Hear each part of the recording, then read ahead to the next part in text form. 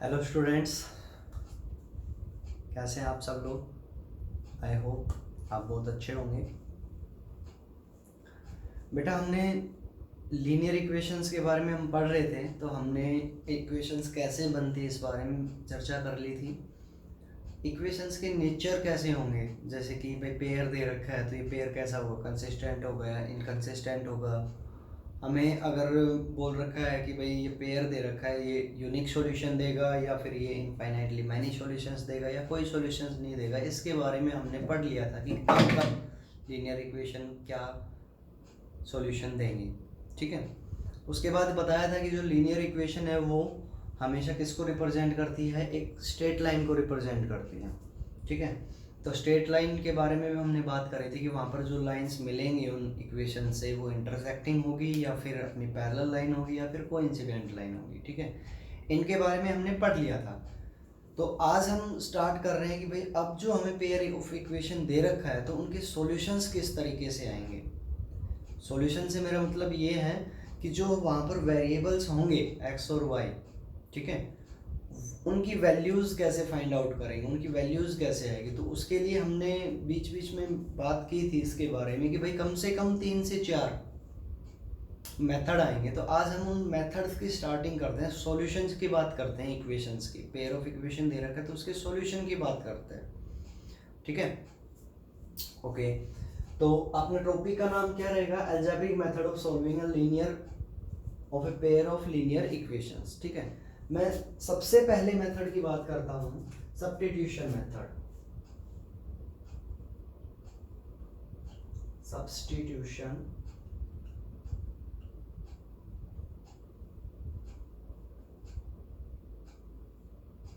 ठीक है भाई, सब्स्टिट्यूशन मेथड की बात करेंगे। ओके, सब्स्टिट्यूशन मेथड में करना क्या है, उसके लिए एक एग्जांपल उठाते हैं, क्वेश्चन लेते हैं, इजीली समझ में आ जाएगा। कोई बहुत बड़ी बात नहीं है, सब्स्टिट्यूशन मेथड की इजी टॉपिक है। अगर मेथड समझ में आ गए यहाँ पर तो इजी है। ठीक है, जैसे क्वेश्चन लिया हमने x प्लस वाई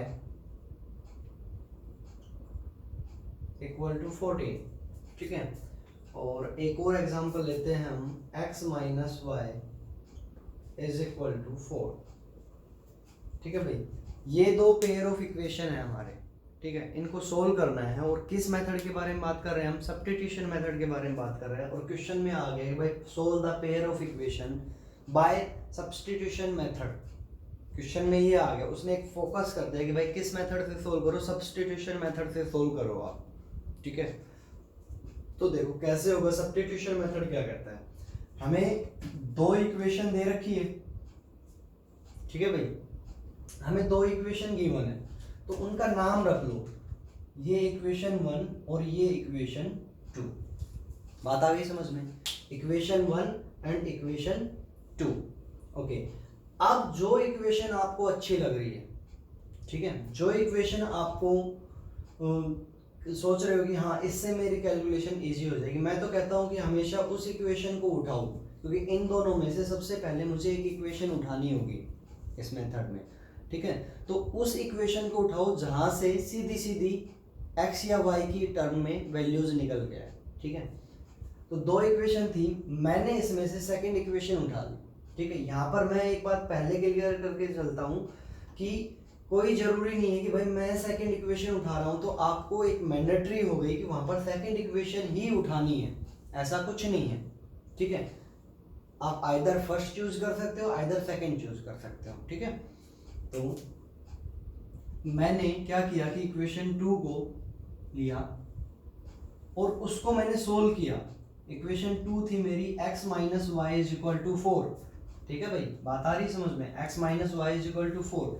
अब यहां से आपको x दिख रहा है और y दिख रहा है, या तो x की वैल्यू निकालो या फिर y की वैल्यू निकालो। x और y की वैल्यू निकालने से मतलब है कि केवल x की टर्म में लिखो इस इक्वेशन को। कहने का मतलब x को इधर रखो और बाकी जो भी कुछ दिख रहा है उसको उधर भेज दो। मैंने माइनस वाई को जब उधर भेजा तो प्लस का वाई होगा। मैं यहाँ से y की भी वैल्यू निकाल सकता था। फिर से यहाँ पे मैं दूसरी बात क्लियर करके चलता हूँ कि जो इक्वेशन उठाई मैंने, पहली बात क्या थी कि इन दोनों में से कोई भी इक्वेशन आप ले सकते हो। दूसरी बात मैं क्लियर करना चाह रहा हूं कि x माइनस वाई मतलब दो वेरिएबल तो होंगे यहाँ पर, तो दोनों वेरिएबल में से कोई भी एक वेरिएबल की टर्म में आप लिखो। जरूरी नहीं है कि x की ही वैल्यू निकालो, आप y की वैल्यू भी निकाल सकते हो। कहने का मतलब y को अकेला रख करके और बाकी को उधर भेज दो। बात आ गई समझ में? ठीक है, तो यहां से मैंने क्या किया कि x की वैल्यू निकाल ली, माइनस वाई को उधर भेज दिया। ओके, जो नई इक्वेशन मिली, जो नई फॉर्म मिली, उसका नाम दे दिया मैंने 3। ओके, अब देखो, अब मैंने चूज करी थी ये वाली इक्वेशन, ठीक है, जो चूज करी थी उसमें नहीं करना सब्स्टिट्यूट, उसमें पुट नहीं करना इस वैल्यू को।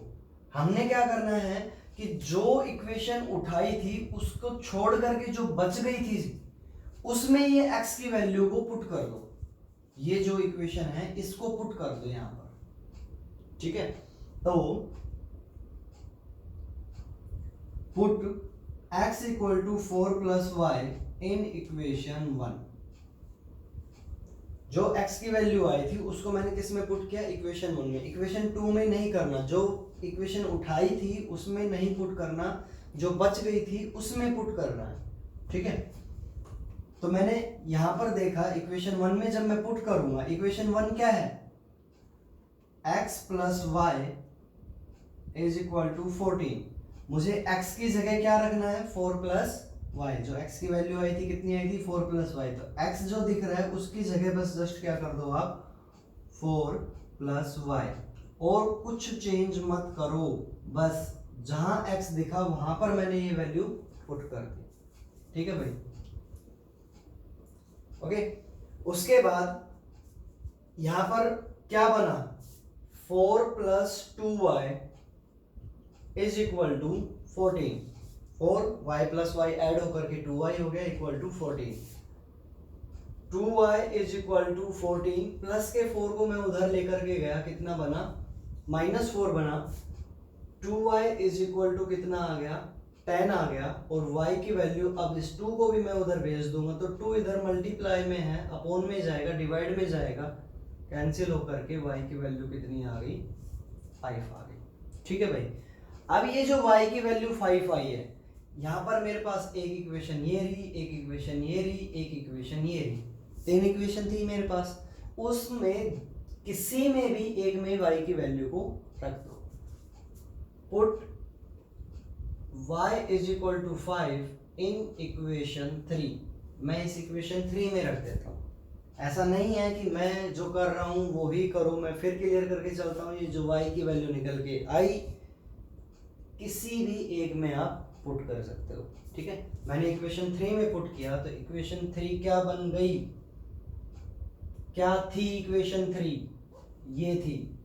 इसमें मैंने y की जगह क्या डाल दिया? 5 डाल दिया। जो वैल्यू आई थी वो, ये किसकी वैल्यू आ गई? 9 की। तो y की वैल्यू 5, x की value 9। This is your solution bye substitution method. ये था आपका सब्स्टिट्यूशन मेथड, ठीक है। और करते हैं क्वेश्चन।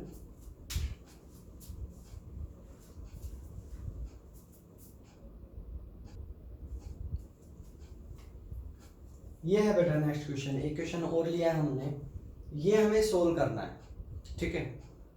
तो देखो यहां पर नाम डालने से पहले इक्वेशन 1 और 2, यहां पर देखो एक इक्वेशन का थोड़ा सा अलग तरीके से लिखी हुई है ना, थोड़ी सी डिफिकल्टी आ सकती है यहाँ पर। ओके, तो क्या करेंगे कि पहले इस इक्वेशन को ही थोड़ा सा सही तरीके से लिख लेते हैं, जैसे अपनी पहले वाली थी उसके तरीके में लिख करके देखते हैं, ठीक है। तो उसकी तरह देखने के लिए इसको तो इक्वेशन 1 का नाम दे दो, क्योंकि ये तो सही थी, इसमें तो कोई दिक्कत आनी नहीं थी, ठीक है। यहाँ पर क्या करूँगा मैं, इनके डिनोमिनेटर्स को हटाने के लिए पहले तो मैं इसका एलसीएम ले लूँगा। एलसीएम लिया तो 3 2 6, ये 2 से मल्टीप्लाई होगा, 2 3 6, ये 3 से मल्टीप्लाई होगा, तो ये तो बना 2s और ये बना 3t इज इक्वल टू था 6। 6 के नीचे कुछ नहीं है तो क्या है? 1 है। जब मैं क्रॉस मल्टीप्लाई करूंगा तो ये 1 इधर आकर के मल्टीप्लाई में होगा, और 1 से किसी की भी मल्टीप्लाई करते हैं तो वही चीज आती है। उसके बाद इस 6 को उधर भेजूंगा, 1 तो इधर मल्टीप्लाई में आएगा, 6 उधर मल्टीप्लाई में जाएगा, 6 6 36। आई थिंक अब अपनी सही बन गई इक्वेशन। अब ज़्यादा डिनोमिनेटर हटा दिया हमने इनके, ठीक है, ओके। अब बारी आती है कि कोई भी एक इक्वेशन चूज करने की, ठीक है। अब कोई भी एक इक्वेशन कौन सी चूज करे, करने को आप ये भी कर सकते हो, लेकिन मैं अब यहाँ पर ये वाली इक्वेशन को चूज करके चलूंगा। क्यों? क्योंकि देखो सीधा सीधा है, यहाँ पर s minus t is equal to 3 है, दोनों में से किसी एक की वैल्यू निकालनी, इजीली से निकलेगी, यहाँ पर निकालेंगे वही फ्रैक्शंस में आ सकती है, ठीक है। तो मैं क्या करूँगा कि मैंने किसको चूज किया, इक्वेशन फर्स्ट को चूज किया, फ्रॉम इक्वेशन फर्स्ट, ठीक है। तो जस्ट बस देख करके नहीं, टू भी चूज कर लो, ऐसा कोई रूल नहीं है कि भाई फर्स्ट करी सेकंड क्यों करी, ऐसा कुछ नहीं है, अपनी सहूलियत के हिसाब से इक्वेशंस को देख करके चूज करेंगे हम, ठीक है। तो फ्रॉम इक्वेशन फर्स्ट क्या थी, s minus t is equal to 3, ठीक है। मैंने s की वैल्यू निकालनी है, s को इधर ही रख दिया, माइनस टी को उधर भेज दिया, माइनस टी जब उधर जाएगा तो प्लस का t हो जाएगा, ये इक्वेशन का नाम रख दिया मैंने 3, ठीक है। अब क्या करना है कि जो ये वैल्यू निकल के आई, जो इक्वेशन चूज करने से जो वैल्यू निकल के आती है उसको किस में पुट करना है, जो चूज करी थी उसको हटा करके जो बच गई थी उसमें पुट करना है। तो मैंने फर्स्ट चूज करी थी, तो अब इस इक्वेशन जो 3 आई है उसको किस में रखूंगा, 2 में रखूंगा। तो मैं क्या करूंगा अब कि put s is equal to 3 plus t in equation, थोड़ा दूर लिख देता हूं, इन इक्वेशन 2, इक्वेशन 2 में पुट कर दूंगा, ठीक है। तो इक्वेशन 2 में पुट करने से होगा क्या कि 2 जहां s दिख रहा था, s की जगह पर ये वैल्यू, s की जगह पर जो s की वैल्यू आई थी वो प्लस में क्या है, आगे अब कोई चेंज नहीं करना, बस जस्ट जहां s दिख रहा था वहां पर ये वैल्यू रखनी थी। प्लस क्या है 3t और इक्वल टू क्या है 36 है। बात आ गई समझ में? अब बाहर कौन बैठा हुआ था 2 और ब्रैकेट में 3 प्लस टी, तो मल्टीप्लाई करेंगे अंदर, ये 2 जब अंदर जाएगा तो 2 3 जा 6, 2t plus 3t is equal to 36। जब ये 6 अकेला है उसको भेजो उधर, तो जब ये 6 उधर जाएगा तो इधर कौन बचा, 5t बचा, और 6 उधर जाएगा तो माइनस में होगा। देखो 2t प्लस 3t 5t हो गए, और ये 6 को मैंने उधर भेज दिया तो माइनस में जाएगा। 5t is equal to 30, t is equal to 30/5, value कितनी आ गई t की 6। अब इस t की वैल्यू को 1 में रखो, चाहे 2 में रखो, चाहे 3 में रखो, आपकी मर्जी। Put t is equal to 6 in equation 3, मैंने 3 में पुट कर दी t की वैल्यू, तो s is equal to 3 plus t था, t की वैल्यू कितनी आई 6, तो t की जगह कितना रख दिया 6 रख दिया, s इज इक्वल टू 9, ये अपनी s की वैल्यू आ गई। आगे बात समझ में?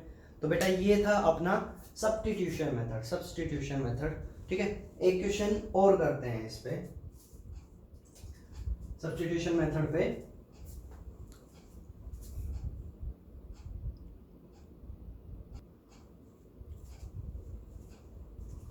ये है बेटा question, under root 2x plus under root 3y is equal to 0, under root 3x minus under root y is equal to 0। Under root देखते ही बस अंडर रूट आ गया भाई, बहुत मुश्किल है ना। अंडर रूट की प्रॉब्लम के लिए आप 9th की जो वीडियोस अपलोड करी हैं उसमें अराउंड 1.6 1.5, तो लगभग आप 4th से 5th लेक्चर 9th का नंबर सिस्टम का आप वहाँ पे जाओ, अंडर रूट से रिलेटेड कुछ चीज़ें वहाँ पर डाली हुई हैं, आई थिंक आपको क्लियर हो जाएंगी वो चीज़ें, ठीक है। वहाँ से अंडर रूट की जो कहानियाँ स्टार्ट होती है वहाँ पे अराउंड है 4th या 5th लेक्चर में से है, उसमें आप जा करके देखना, अंडर रूट के ऊपर ही है वो, ओके, इरेशनल नंबर्स के ऊपर। तो बात करते हैं अब यहाँ पे हमें अंडर रूट से कोई लेना देना नहीं है, नंबर इक्वेशंस चाहे हमें कैसी भी है, हम पढ़ रहे हैं सब्स्टिट्यूशन मेथड, तो जो तरीका है बस उसी को फॉलो करना। सबसे पहला काम क्या, अगर डिनोमिनेटर में नहीं है इक्वेशंस तो अपने को नाम देना इन इक्वेशंस को, ठीक है। नाम देने के बाद किसी एक इक्वेशन को चूज करना है आपको, चाहे फर्स्ट को चाहे सेकंड को। फ्रॉम इक्वेशन 2, हमने इक्वेशन 2 को क्या कर लिया, चूज कर लिया। उसके बाद क्या करना है, इक्वेशन 2 चूज करके और किसी एक वेरिएबल की वैल्यू निकालनी है, या तो x की निकालो या y की। अब यहाँ पर सर 2 ही क्यों चूज किया आपने, क्या आसान लगा 2 में, भाई 1 भी तो वैसा ही है, ठीक है, ओके। अब बात करते हैं √3x। अब क्या करेंगे, x को फ्री करना है ना हमने, तो किसको फ्री करना है, x को फ्री करना है, बिल्कुल x की वैल्यू चाहिए हमें, तो बाकी को तो हमने उधर भेजा, तो पहले तो ये चीज जाएगी उधर, प्लस का 8√y आएगा, ये बनेगा 0 प्लस √8y, लेकिन 0 में कुछ भी जोड़ो कितना आएगा, सेम आएगा। 0 में कोई जोड़ो, 0 में 1 जोड़ता हूँ 1 आता है, 0 में 2 जोड़ता हूँ 2 आता है, 0 में 3 जोड़ता हूँ 3 आता है, 0 की 2 से मल्टीप्लाई करता हूँ 0 आता है, 0 की 5 से मल्टीप्लाई करता हूँ 0 आता है, ठीक है। 0 की किसी से मल्टीप्लाई करने पर 0 आता है, कुछ जोड़ने पर वही टर्म आती है, ओके। आगे अब यहां से मुझे तो x चाहिए था, तो मैंने क्या किया, x को भी फ्री कर दिया। अब √3y मल्टीप्लाई में उधर जाएगा तो डिवाइड में, x की वैल्यू आ गई, इसको नाम दे दिया मैंने 3 का, ठीक है। अब क्या करना होता था, ये 3 इक्वेशंस मिलने के बाद जो तीसरी इक्वेशन आई है उसको उसमें रखना है जो हमने उठाई थी, उसके अलावा जो बच गई थी शुरू में, जिसको नहीं उठाया था उसमें रखना है। तो put x is equal to √8y upon √3 in equation first. किस में रखेंगे, इक्वेशन फर्स्ट में रखेंगे। इक्वेशन फर्स्ट में रखेंगे तो क्या होगा, √2 into √8 upon √3y plus √3y is equal to 0। देखो भाई इक्वेशन फर्स्ट ये थी, x की जगह पर x की वैल्यू डाल दी है, बाकी सारा कुछ वैसा ही है, ठीक है। अब यहां पर मल्टीप्लाई करेंगे तो ऊपर कितना बनेगा, 4y/√3। सोचो क्यों, सोच लिया, क्योंकि √2 की √8 से मल्टीप्लाई करेंगे, √2 की √8 से मल्टीप्लाई करेंगे तो ये बनेगा √16, और √16 किसके इक्वल होता है, 4 के इक्वल होता है, ठीक है भाई, इसलिए यहां पर 4y आ गया ये। अब इसके नीचे कुछ नहीं है तो 1 है, 1 हमेशा मल्टीप्लाई डिवाइड में रहता है। एलसीएम लेंगे, कितना आया, √3 आया। जब एक डिनोमिनेटर 1 हो तो एलसीएम जो 1 के अलावा है वही आता है हमेशा, ठीक है, ओके। √3 आ गया, √3 सेम एलसीएम और सेम ही डिनोमिनेटर, उस केस में 1 से मल्टीप्लाई होती है, ये बन गया 4y। 1 डिनोमिनेटर होता है तब सारे एलसीएम से मल्टीप्लाई हो जाती है, बातों पर ध्यान देना, एलसीएम और डिनोमिनेटर सेम है, 1 से मल्टीप्लाई होती है। अगर डिनोमिनेटर 1 है तो सारे एलसीएम से मल्टीप्लाई हो जाती है, ठीक है। अब √3 की √3y से मल्टीप्लाई करूंगा तो कितना आएगा, सोच लिया होगा, 3y आएगा, बात आई समझ में, क्योंकि √3 और √3 की मल्टीप्लाई 3 होगी, √9 आएगी जो कि 3 के इक्वल होती है, तो यहां पर कितना आया, 3y आया इक्वल टू 0। अब इस यहां पर मत भेज देना √3 को उधर कि डिवाइड में उधर जाकर, नहीं, जब होल डिवाइड में होता है तब ये उधर जाएगा। अब √3 को उधर भेजो, इधर डिवाइड में है, यहां पर तो मैं लिख देता हूं, ऊपर तो आ गया 7y, 4y और 3y जुड़ करके कितना आ गया, 7y आ गया। √3 को उधर भेजूंगा तो इधर √3 डिवाइड में है तो उधर जाएगा तो मल्टीप्लाई में जाएगा, और 0 से मल्टीप्लाई होकर के कितना आएगा, 0 ही आएगा। y इज इक्वल टू कितना हो गया, 0/7, क्योंकि 7 भेजूंगा ना उधर, मल्टीप्लाई में डिवाइड में गया, 0 के अपॉन में कुछ भी आएगा तो 0 मल्टीप्लाई समथिंग 0 डिवाइड समथिंग 0 और something divide 0 not defined. Something divide 0 divide में आते ही हमेशा क्या होता है, नॉट डिफाइंड आता है, ठीक है। और 0 के अपॉन में समथिंग मतलब 0 ऊपर बैठा रहेगा 0 आएगा आंसर, 0 नीचे बैठा रहेगा नॉट डिफाइंड आएगा आंसर, ठीक है भाई। तो y की वैल्यू कितनी आ गई, 0।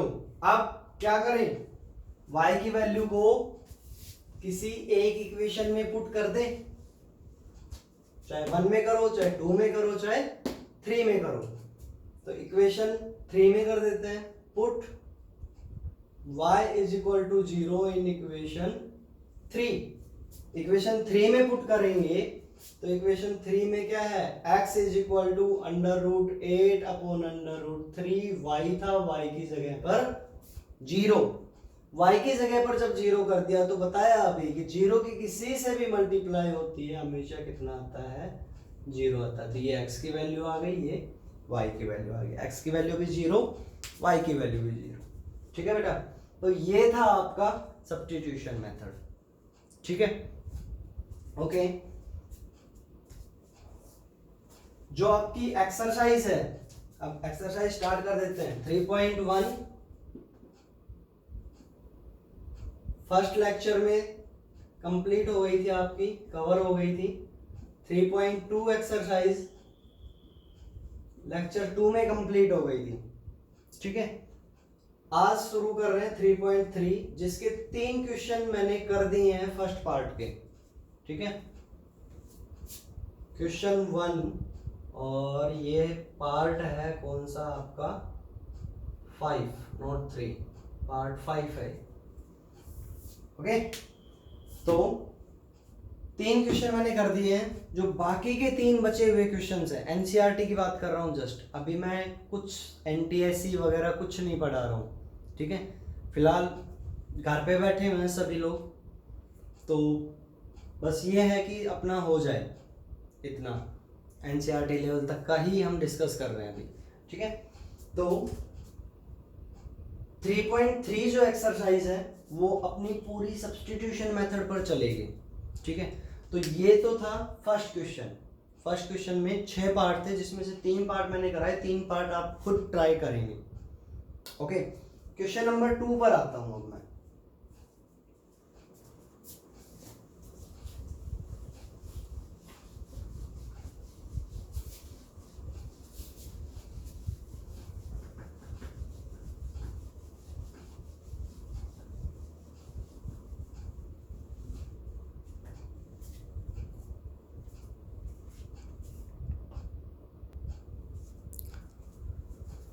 ओके बेटा, ये है क्वेश्चन नंबर 2 आपका। तो क्वेश्चन नंबर 2 की अगर मैं बात करूं तो क्वेश्चन नंबर 2 में कहता है कि 2 इक्वेशन दे दी और कहता है इनको सोल्व करो। सब्स्टिट्यूशन मेथड चल रहा है अपना, तो कहता है कि इनको सोल्व करो, और फिर आगे उसने इस क्वेश्चन को और बढ़ाया है, कहता है कि hence the value of m, और m की वैल्यू और बताओ, जबकि वो इस चीज को फॉलो करता है।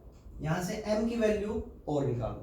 तो ये क्वेश्चन मैं नहीं करूंगा, ये क्वेश्चन आपको करना है, क्योंकि सब्स्टिट्यूशन मेथड में बता चुका हूं आपको। 2x + 3y = 11 और 2x - 4y = -24। पहले इन दोनों इक्वेशंस को सोल्व करना है, ठीक है। सब्स्टिट्यूशन मेथड पढ़ रहे हैं तो फिलहाल सब्स्टिट्यूशन मेथड से ही करो। इन दोनों को सोल्व करने का मतलब, मेरे पास x की वैल्यू आएगी और मेरे पास y की वैल्यू आएगी, ठीक है। x की वैल्यू फाइंड आउट करें यहाँ से और y की वैल्यू फाइंड आउट करें, और जो x और y की वैल्यू आई है उसको आप इसमें रख दोगे, ठीक है। y की जगह y की वैल्यू रखना, x की जगह x की वैल्यू रखना, y की जगह y की रख दी हमने +3i। जब इसको सोल्व करोगे तो किसकी वैल्यू निकल के आएगी, m की वैल्यू निकल के आएगी। सपोज थोड़ी देर के लिए कि x की वैल्यू आ गई भाई मेरे पास 2 और y की वैल्यू आ गई थोड़ी देर मेरे पास 7, ठीक है। x की वैल्यू 2 आई, y की वैल्यू 7 आई, इसमें पुट करूंगा तो y की जगह तो कितना रखा 7, m x की जगह कितना रखा 2 +3। तो पहले तो प्लस या माइनस में होता है वो जाता है उधर, तो 3 को जब मैं उधर लेके जाऊंगा तो माइनस का 3 होगा और ये कितना बन गया 2m बन गया, ये आया 4, 2m = 4 आया।